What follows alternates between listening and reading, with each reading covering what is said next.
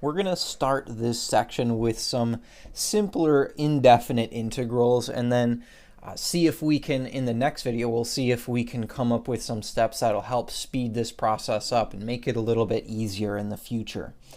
One thing I want to talk about real quick before we get into our examples, though, is the wording that I might use. I might use the wording of, say, find the antiderivative, or I might say evaluate the indefinite integral. Indefinite integrals and antiderivatives more or less will mean the same thing for our class. There are some subtle differences if you want to go into the weeds of calculus, but for us, for our purposes, those two will mean more or less the same thing. So don't get too caught up in the wording there. So just to kind of recall really quickly, we say that capital F of x is an antiderivative of little f of x if capital F prime of x is equal to little f of x. So when I evaluate these functions, when I evaluate an indefinite integral like this, I'm going to say, well, that inside function is my derivative. That would be kind of my capital F prime of x, and I want to see if I can integrate that function and come up with the original function f of x. What does that look like? So when I start this problem out, it says, okay, if I want to find the indefinite integral of 3x squared dx. So what I'm saying is this 3x squared, that is my derivative. So that is my capital F prime of x is 3x squared.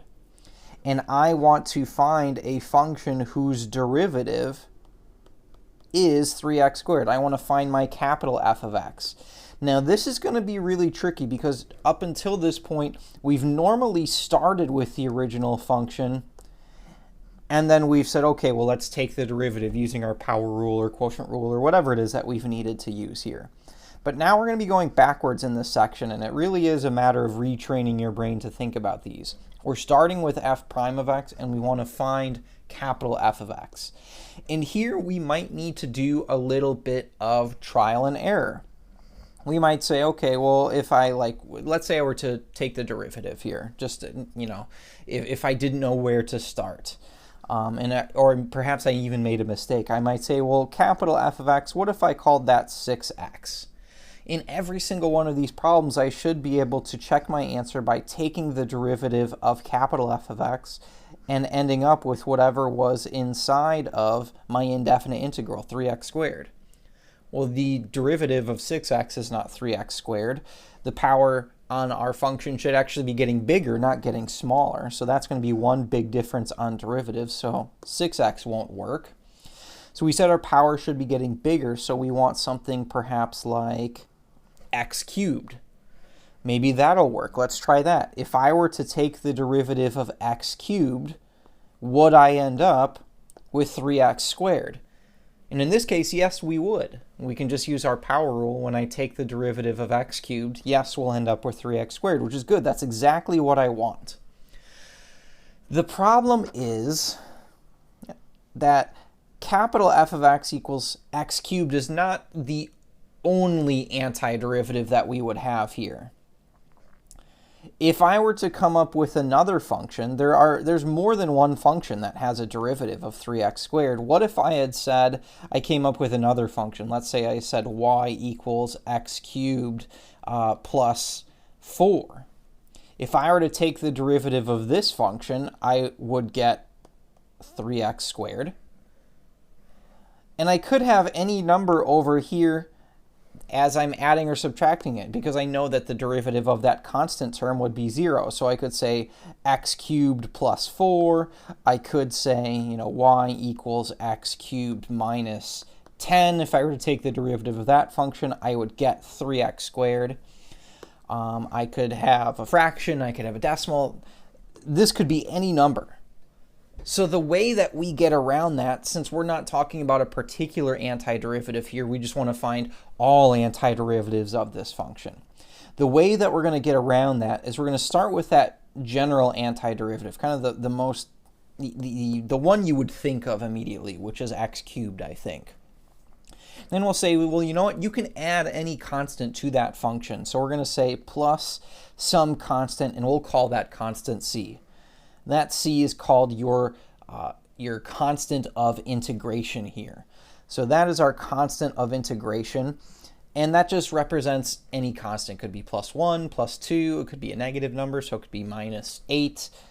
This is the indefinite integral that we would be looking for. So if I wanted to give the solution to this problem, my answer would look like x cubed plus c. This is how I would write the solution to this problem. One thing that I will point out before we move on to our next example is that notice that the integral symbol along with the differential dx, they do not appear within our solution. That means that those are not going to be a part of our solution. I sort of view those two things as a set of instructions. It's sort of telling you what to do in this problem. This says find the antiderivative, and then the dx tells us, okay, with respect to x. We're using the variable x instead of something like t or u or something like that. So those are our terms that we're using, and then this is our solution, x cubed plus c. Let's look at one more really quickly here before we wrap this video up. In the next example, I'd like to find the antiderivative of 8x dx.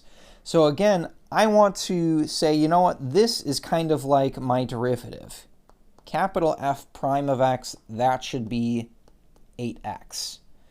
I want to see if I can work my way backwards to come up with a function whose derivative is 8x.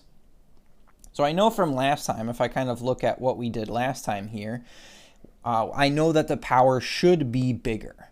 So I know that the power should be bigger. Maybe we say 8x squared. Let's just try that, say. Now, if I were to take the derivative of 8x squared, would I get 8x? Well, no, I would get 16x. So I know that it's not quite right. We're going to have to adjust this number right here. We're going to have to adjust the coefficient there. So 16, well, that's twice as big. What if I cut that number in half? What if I say instead of 8, I'll cut that number in half? What if I say 4x squared here? If I take the derivative of 4x squared, in this case, yes, I would end up with 8x. That's exactly what I want. So that means my indefinite integral will look like 4x squared plus my constant of integration, plus c. We're going to need to have that plus c on every single one of these problems that we solve. So this would be the solution to our antiderivative. Now, in this example, everything kind of felt very fuzzy. There wasn't a set rule for how we came up with these. We had to do just a little bit of trial and error. But in the next video, we're going to see, can we come up with some rules that will help us evaluate these integrals, that'll give us a process that we can follow so that this process becomes a little bit easier and a little bit more approachable for the coming sections.